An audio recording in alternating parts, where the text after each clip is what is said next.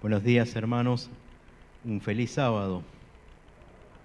Como siempre, uno está aquí al frente con algunos nervios, ¿no es cierto? Pero contentos porque podemos compartir la palabra de Dios. Siempre uno de los más beneficiados, uno porque tiene que leer, estudiar para poder preparar un tema, ¿no es cierto? Siempre hay otras cosas que uno tiene que leer que no están plasmadas en lo que traemos. Así que estoy contento. También quiero aprovechar a mandar saludos, en primer lugar a todos los que nos están escuchando por la radio, por el YouTube. Aprovecho a pasar un chivo. El YouTube de la radio tienen que buscarlo como Radio Maranata Neuquén, y ahí también pueden sábado a sábado ver la transmisión aparte, con dificultades a veces por capricho de la tecnología y otras veces porque también nosotros somos todos amateurs, pero va saliendo adelante, gracias a Dios, hace un buen tiempo, tanto por la radio y después de la pandemia también por YouTube.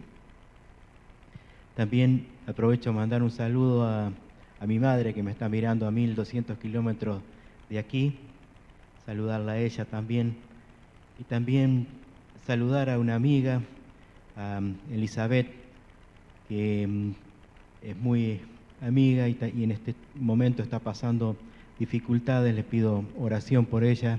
Tienen que amputarle un pie y está esperando los trámites burocráticos de las distintas obras sociales y demás. Y que les pido que oren por ella también. Bien, hermanos, también saludar a aquellos que están privados de la libertad, que sabemos que muchas veces nos escuchan por la radio. Un saludo especial, un abrazo muy grande para ellos también. Y también para todos ustedes que están aquí presentes en este día de sábado, día separado, día bendecido por Dios, para que podamos descansar y alabarlo y agradecer porque lo podemos hacer aún en libertad, ¿no es cierto? Bien, hermanos, como versículo quería leer Mateo 24:36. Es un versículo muy conocido, es el versículo que tengo como favorito. Mateo 24:36. Y ahí nos dice: pero del día y la hora nadie sabe, ni aun los ángeles de los cielos, sino solo mi Padre.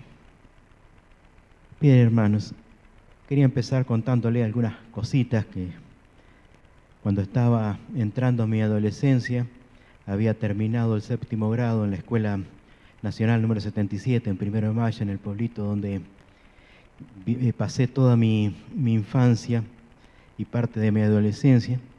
Y bueno, con el apoyo de mis padres decidí seguir estudiando en un colegio de Villa Elisa, una ciudad que está a 15 kilómetros de distancia. Y bueno, lejos de la mirada de mis padres, durante el año aproveché a engancharme en todo lo que era no muy santo, ¿no es cierto? Conclusión final de año, me estaba llevando todas las materias, una sola no me aprobé, mejor dicho, me aprobaron porque no fui nunca y saqué un 8 que necesitaba para educación física, o sea que queda a consideración ustedes si la aprobé o me aprobaron. Pero lo cierto es que tuve que rendir todas las materias. En realidad en diciembre me fue fácil, las aprobé casi todas, me había quedado una sola, ya estaba en segundo año. Pero antes de eso tuve una charla con mi padre que me dijo que si no había resultado se terminaba el tema de estudio, porque se había dado cuenta que en primer año no tenía dificultades para estudiar, sino que había estado, o se dice vulgarmente, vagando todo el año. Entonces no estaba dispuesto a a gastar los pocos recursos que tenían, donde hacían muchos sacrificios para mandarme a estudiar. Así que empecé en el año 78, no hace tantos años. Empecé mi segundo año y bueno, en esa época se estudiaba por bimestre, se separaba por bimestre el año, no por trimestre como es ahora. Así que al término del primer bimestre ya ni siquiera tenía aprobado educación física. Así que como resultado me encontré trabajando, porque ya me habían cortado todos los víveres, así que conseguí trabajo en mi pueblo, cazando pollos, vacunando pollos, y bueno, la avicultura no es un trabajo muy lindo, uno tiene que andar sucio todo el tiempo, no les voy a contar muchos detalles de esto, pero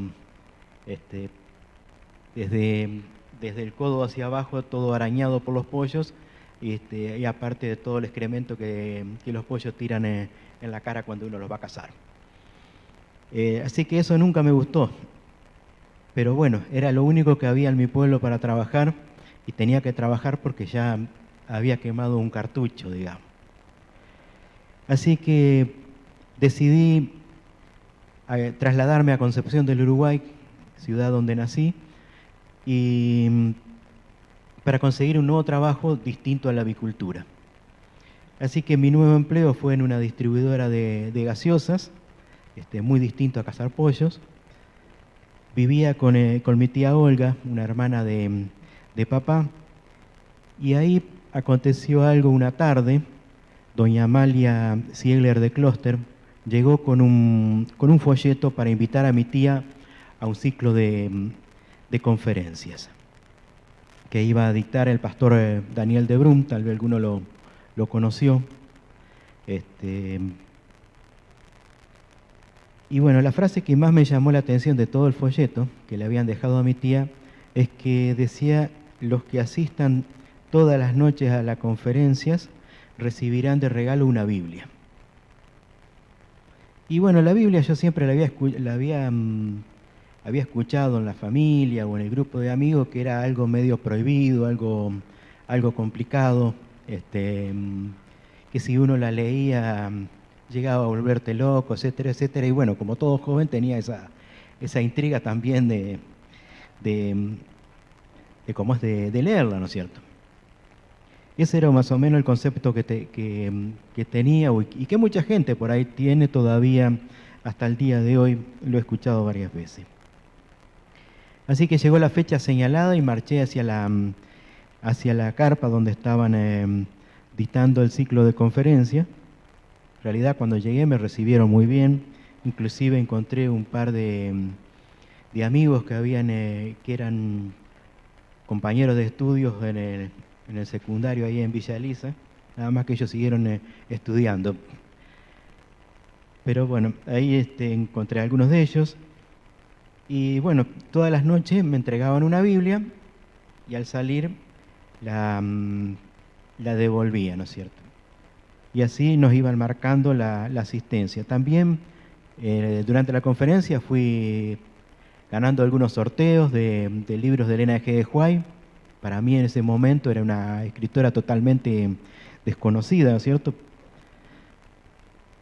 Y bueno, así llegó, noche tras noche, llegó el fin de la conferencia.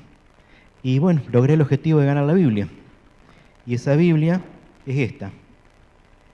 Ya pobrecita no la uso porque ya está muy deteriorada. No sé si lo alcanzan a ver, arriba tiene un número 27, que era el número que estaban numeradas las Biblias, ¿no es cierto? Con este número todas las noches que nos entregaban. A mí me tocaba el número 26, pero cuando me entregaron la Biblia me entregaron la 27, que igualmente para mí fue una gran alegría haber recibido esta Biblia de regalo. La primera Biblia la usé muchísimo tiempo. Y así fue que comencé, después de esas conferencias, a estudiar la fe de Jesús para ir conociendo más y más. Y un 25 de septiembre de 1981, ya hace 40 años, fui bautizado en la Iglesia Central de Concepción del Uruguay por el pastor René Sand. Así que bueno, el tema de la distribuidora de gaseosa, estuve un tiempo que arreglé con el tema del sábado y después, bueno, finalmente dejé ahí porque no había más arreglo, digamos. Así que a fines del año 81 me hablaron de del Colegio Adventista del Plata, donde podía ir a trabajar, porque dinero no tenía, podía ir a trabajar como becario, trabajaba todo un año y al año siguiente estudiaba. Y así llegó esa época y por ahí voy a leer un versículo en Génesis 12:1, versículo también muy conocido,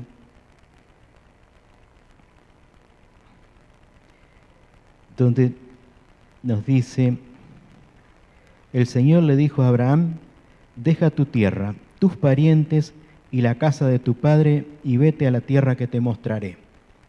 Bueno, en cierta forma, por momentos me sentí un poco a Abraham en ese momento. Tenía que, si bien la distancia de donde viven mis padres hasta el colegio son 250 kilómetros nomás, pero para mi juventud era mucho. Nunca me había ido de mi casa más que a vivir con una tía, ¿no es cierto? Que tampoco era un cambio muy, muy traumático. Así que lo único que conocía de Libertador San Martín, o Puigari como se lo conoce allá, de lo único que había escuchado hablar es del sanatorio, porque allá el sanatorio es muy, muy conocido. Era lo único que sabía de Puigari, digamos. Del colegio, ni idea que había un colegio, o sea que totalmente iba a un lugar desconocido, ¿no es cierto? Así que antes de salir, con un amigo que también nos habíamos bautizado juntos, nos indicaron que teníamos que ir hasta la ciudad de Crespo y ahí esperar un colectivo que hasta el día de hoy hace el recorrido, el Indio. Algunos que estuvo en el CAP seguramente capaz lo recuerda. Así que nosotros, esa era la única indicación que teníamos. Y bueno, cuando subimos en Crespo al colectivo, le dijimos al chofer, bueno, por favor nos deja en la puerta del Colegio Adventista del Plata, porque nos habían dicho que le digamos al chofer eso. O sea que totalmente desconocido el lugar. Fue así que llegamos al colegio una mañana fresca de marzo del año 82. O sea, el primer año fue bastante difícil. Adaptarme a la nueva forma de vida, adaptarme a estar a distancia larga de mi familia, ¿no es cierto? Y bueno, también poniendo un poco en contexto, el año 82, todavía no sabía, ese año para mí era un poco incierto, el año 82, porque no sabía si iba a estar en el colegio o iba a estar en el servicio militar, si bien tenía un número bajo, pero bueno, la guerra de Malvinas aumentaba mucho las posibilidades de que me llamen al ejército. Es más, cuando fui a firmar la libreta no me la firmaron en primera instancia porque me dijeron que todavía estaba en reserva. Así que ese año estaba trabajando, pero no sabía si iba a trabajar todo el año, si iba a ir al ejército en algún momento. Finalmente no me tocó el servicio militar. También en esa época las telecomunicaciones eran muy rudimentarias y lentas. Había que llamar por teléfono, tenía que pasar la comunicación a Paraná, de Paraná a Concepción del Uruguay, de Concepción del Uruguay a 1 de Mayo.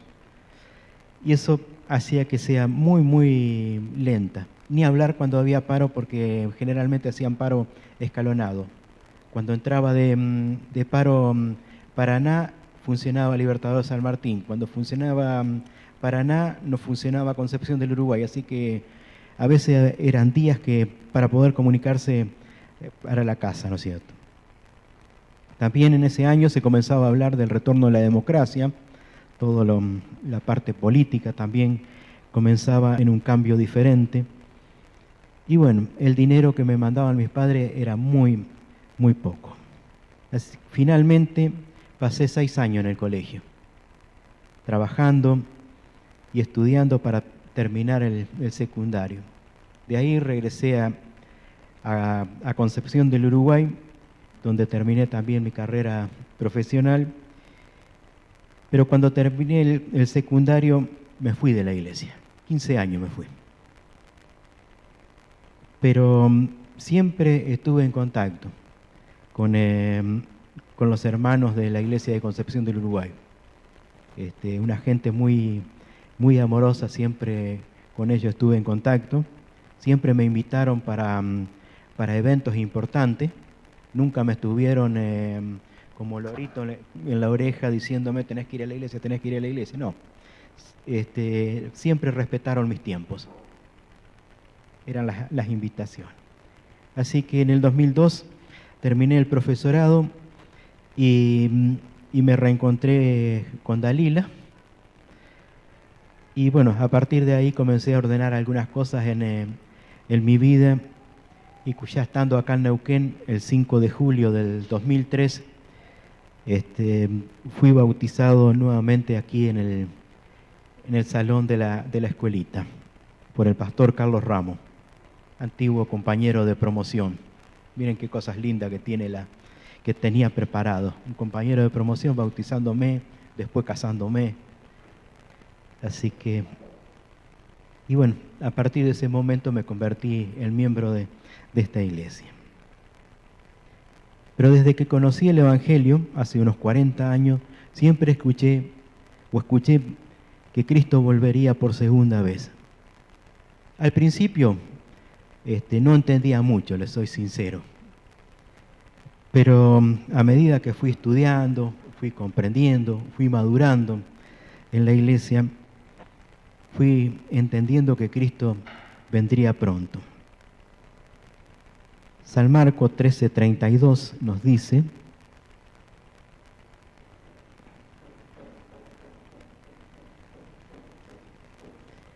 libro de San Marcos 13:32 dice, voy a leer de la Reina Valera.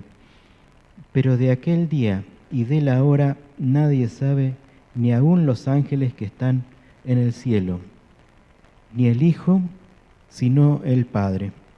Este versículo es correlativo con el que leí al principio de San Mateo 24:36, donde me dice que el día y la hora nadie lo sabe, solo Dios, ¿no es cierto? Pero de una cosa estamos seguros de que vendrá, que va a venir a buscarnos nuevamente. De eso estamos seguros y esa promesa está registrada en San Juan 14:2. San Juan 14:2. Ahí nos dicen: en el hogar de mi Padre hay muchas viviendas. Si no fuera así, ya se los habría dicho a ustedes. Voy a preparar un lugar. O sea, aquí dice que Cristo nos está preparando una casa, una morada, para estar por siempre al lado de Él, alabando a Dios. Y una casa tan hermosa que también dice que no hay ojo que hemos visto. Nadie pudo ver algo tan majestuoso como son las cosas que están allá en el cielo. Así que es difícil imaginarse, ¿no es cierto? Yo puedo conocer todo el mundo, más cuando estuve en el 2009 en Machu Picchu, desde la casa del mirador que le llaman, se ve un paisaje majestuoso. Da ganas de quedarse a vivir por lo menos 2 o 3 días mirando ese paisaje. Pero por más paisaje hermoso que yo pueda ver acá en esta tierra, nos promete que hay un paisaje que no lo vimos nunca, que ningún ojo lo vio. Por eso es interesante prepararse para no perder el paisaje máximo, ¿no es cierto? También aquí, bueno, esto está reflejado en 1 Corintios 2:9. 1 Corintios 2:9. Ahí nos dice: antes bien, como está escrito, cosas que ojo no vio, ni oído oyó, ni han subido en el corazón del hombre, son las que Dios ha preparado para los que le aman. O sea, que están preparadas para nosotros.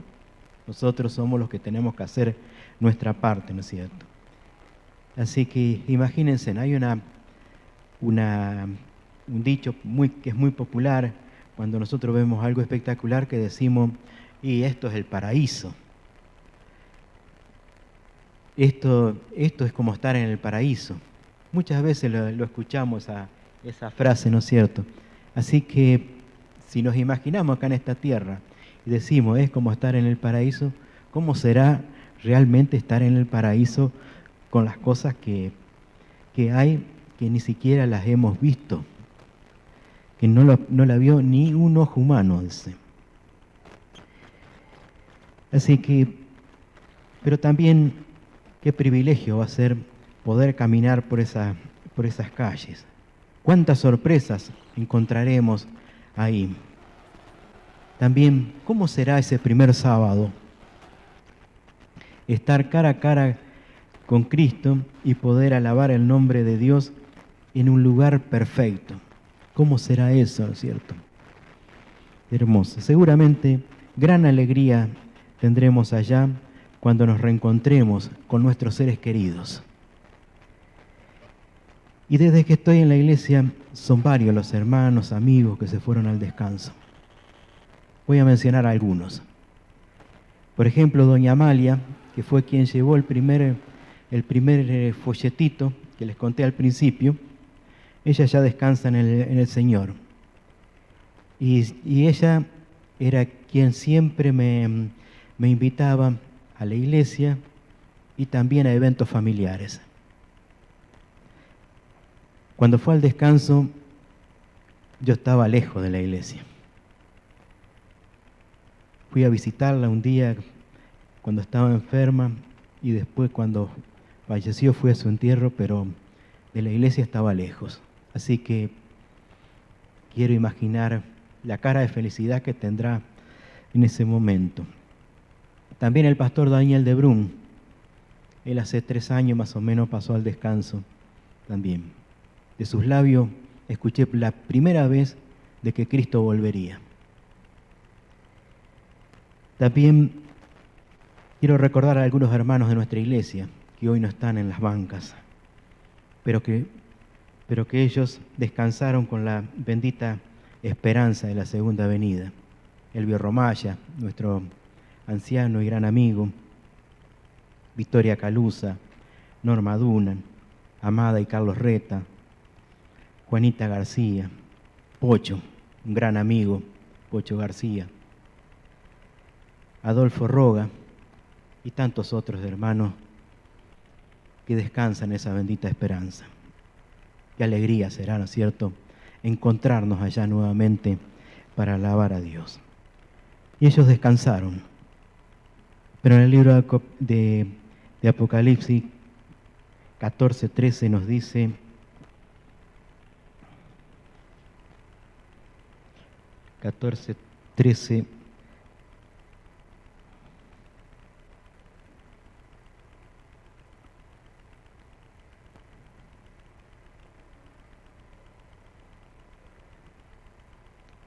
oí una voz que desde el cielo me decía: escribe, bienaventurados de aquí en adelante los muertos que mueren en el Señor.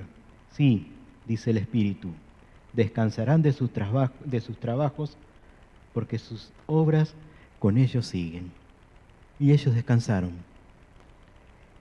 Y sus frutos siguen viéndose todavía, siguen recordándose, y esos frutos que ellos sembraron, esas semillas que fueron plantando, las verán y sabrán el resultado recién cuando Cristo venga. También cuando predicamos la palabra de Dios, vamos dejando semillas en los corazones. Esa semilla solamente germina con la obra del Espíritu Santo. Yo no puedo hacer nada. Mi función es predicar el Evangelio. Quien va a trabajar es el Espíritu Santo. Por eso vamos a tener muchas sorpresas. A veces nos desanimamos porque decimos, estudié 2 años con fulano. Al final no pasó nada. No sabemos si no pasó nada. Solamente Dios sabe los tiempos. Y nosotros tal vez nos enteraremos como se enterará doña Amalia de los años que estoy pasando en la iglesia, ¿no es cierto? Hermano, hoy es el día de prepararnos. Y eso tengo que hacerlo cada día. Tengo que prepararme para ese maravilloso encuentro. En cada mañana tengo que estudiar la palabra de Dios. Y es el combustible que necesito para encarar el día junto a Cristo. También presentar a Cristo como mi Salvador, testificar a través de mi vida. Hermanos, el año pasado comenzamos a ser atravesados porque no terminamos todavía por la pandemia, donde se abrieron muchos canales para la predicación por distintos medios, muchísimos, pero también hay alguien que no descansó también, es el enemigo. También utiliza los medios, por eso tenemos que tener cuidado. Y hay advertencias en la palabra de Dios, por ejemplo, en 1 de Pedro 5, 1 de Pedro 5, 8 al 9, versículo muy conocido también, dice, sed sobrios y velad, porque vuestro adversario, el diablo, como león rugiente, anda alrededor, buscando a quien devorar, al cual resistid firmes en la fe, sabiendo que los mismos padecimientos se van cumpliendo en vuestros hermanos en todo el mundo. Y por ejemplo en internet también vamos a encontrar lobos que van a estar vestidos de corderitos, de ovejitas, y que tratan, por supuesto, de desviarnos del camino correcto. Pero si estoy en comunión con Dios, seguro que no voy a caer en esa trampa, porque Él me va a guiar, ¿no es cierto? Pero si yo dejo de tener comunión con Dios, es muy probable que sea atrapado en algún momento, ¿no es cierto? Tenemos que cuidarnos también mucho de los engaños de Satanás. San Mateo 7:15 nos dice aquí, como para reforzar lo que venía diciendo San Mateo 7:15,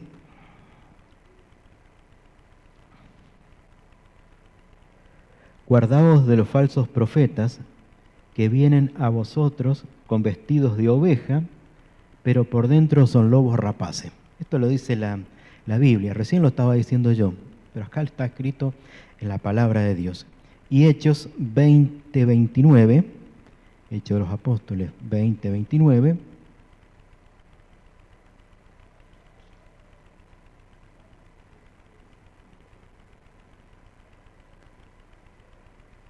porque yo sé que después de mi partida entrarán en medio de vosotros lobos rapaces, que no perdonarán al rebaño.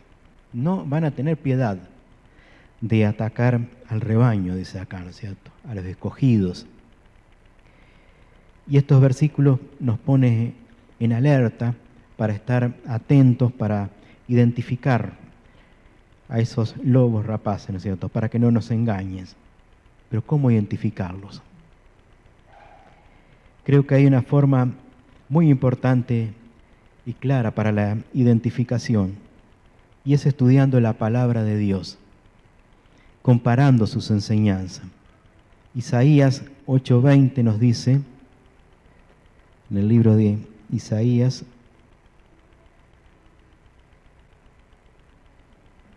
en el libro de Isaías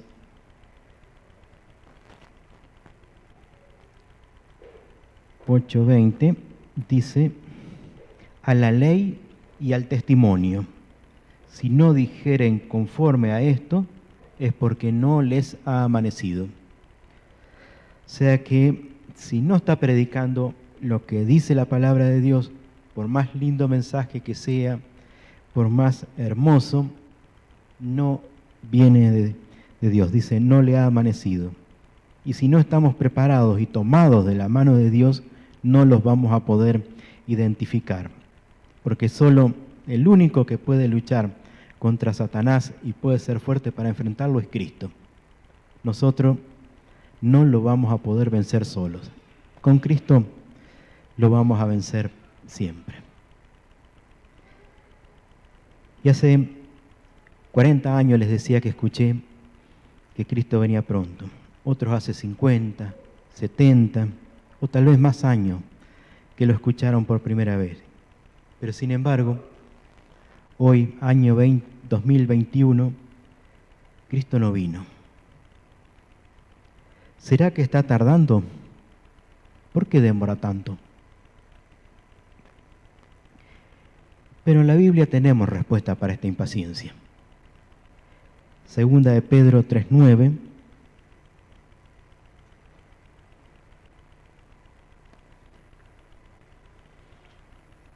Segunda de Pedro 3:9. Ahí nos dice, el Señor no retarda su promesa, según algunos la tienen por tardanza, sino que es paciente para con nosotros, no queriendo que ninguno perezca, sino que todos procedan al arrepentimiento. Y aquí está clarísimo, ¿no es cierto?, que para mi pregunta impaciente, para mi impaciencia, yo quiero que se cumpla todo ya. O todos por ahí a veces queremos que se cumplan las cosas ya, ¿no es cierto? Pero para Dios cada hijo es importante. Por eso dice que todos se arrepientan. Ese es el objetivo de Dios.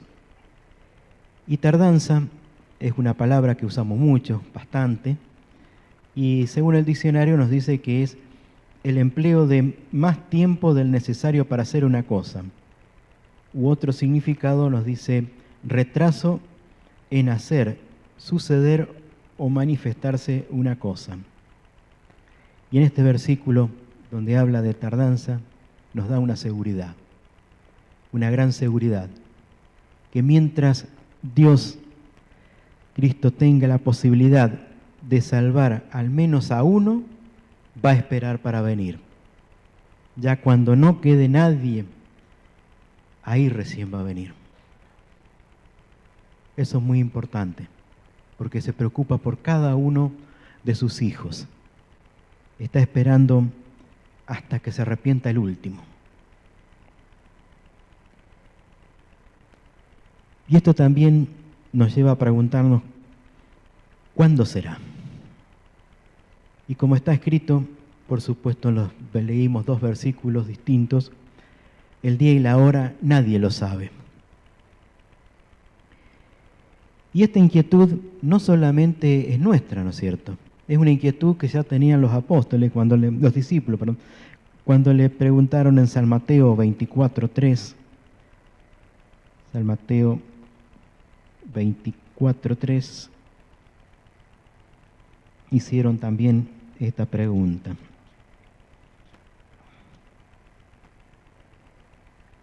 San Mateo 24:3.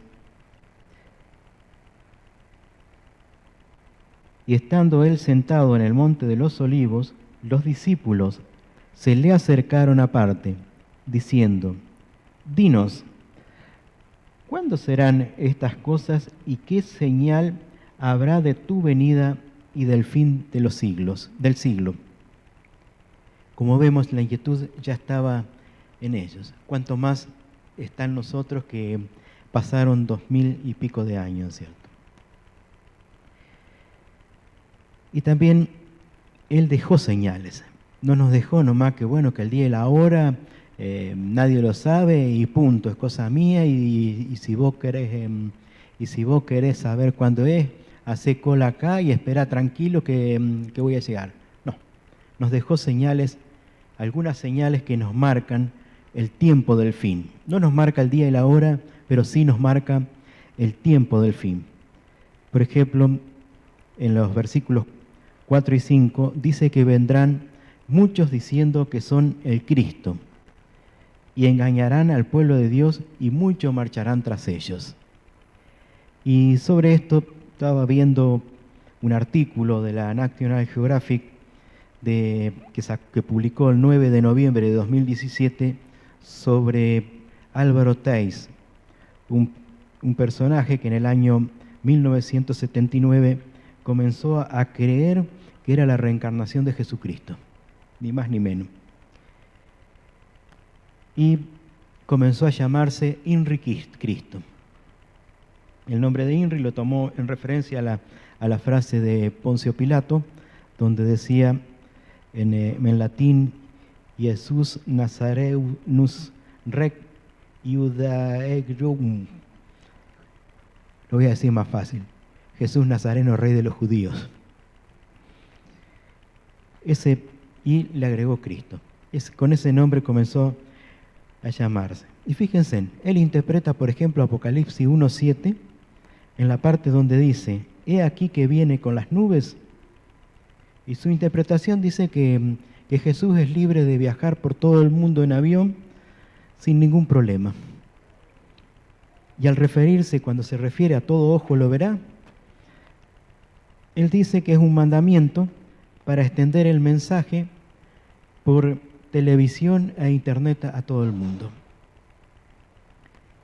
Y lo que más me llamó la atención, que dice que actualmente tiene 330.000 seguidores en YouTube y en Facebook Live. Hermanos, 330.000 personas que lo siguen a este personaje, según dice. Actualmente todavía está viviendo como es en Brasilia, en una ciudad que él autodenominó Jerusalén, Nueva Jerusalén.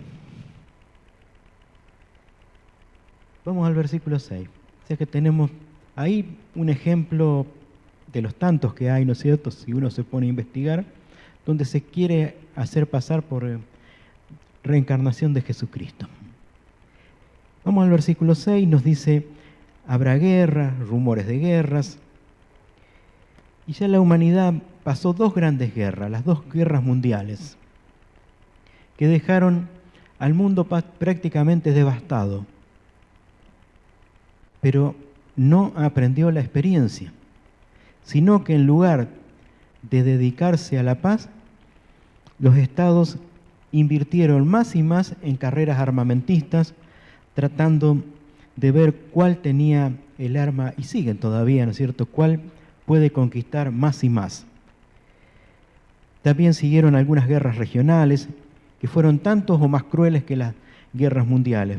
Por ejemplo, podemos citar Vietnam, la Guerra Fría, la Guerra de Corea, Guerra del Golfo, el conflicto israelí-palestino, entre otras guerras, ¿no es cierto?, que se fueron dando y se dan alrededor del mundo, unas más conocidas, otras menos conocidas, pero con crueldades muy grandes. Ni hablar de las guerras que se llevan adelante en África entre las tribus.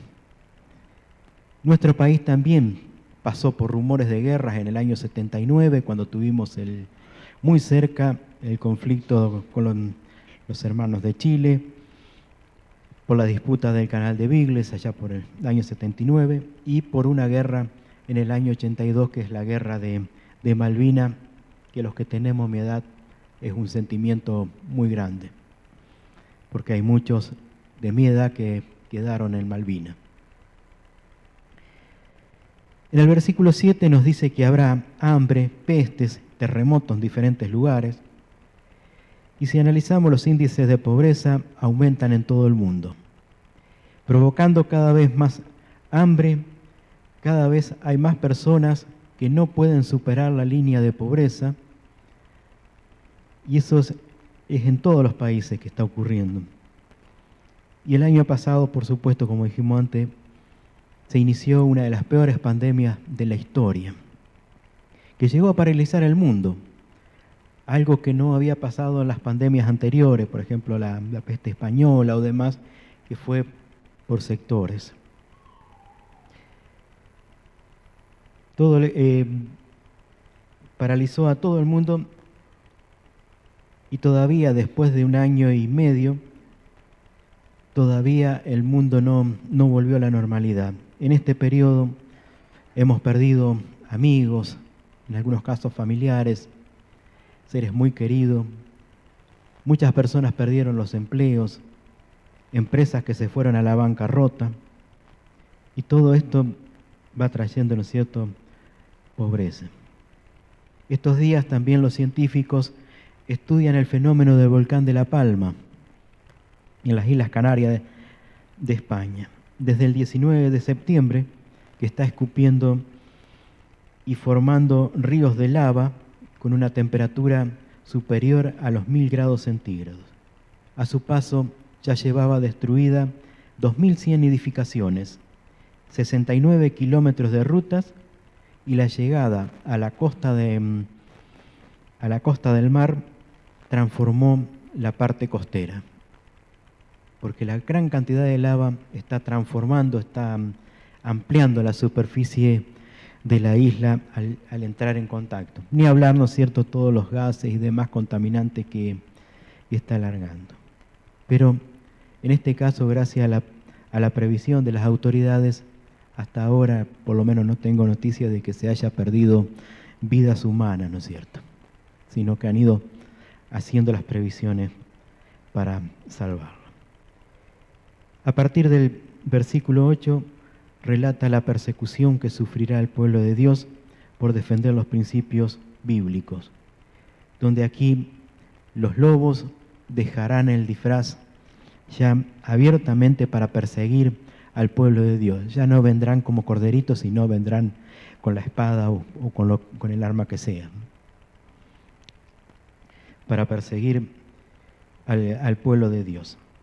Y aparecerán con más fuerza los falsos profetas, tratando de cambiar las escrituras y enseñando doctrinas falsas. Por supuesto, siempre van mezcladas con la verdad. Cuando alguien trae algo falso, no es que es falso.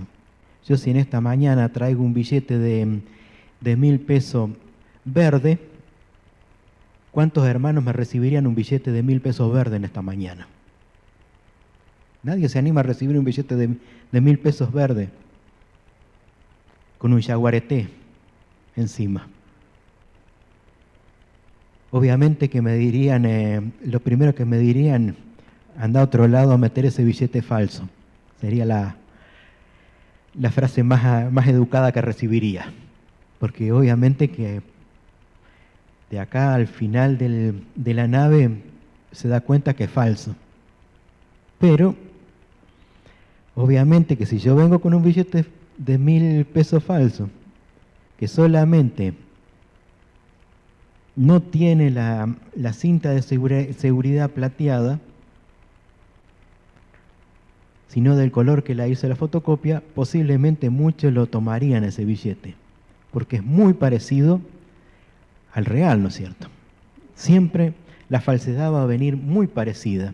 Por eso tenemos que mantenernos estudiando la Biblia, mantenernos en comunión con Dios, porque Cristo ya venció a Satanás en la cruz.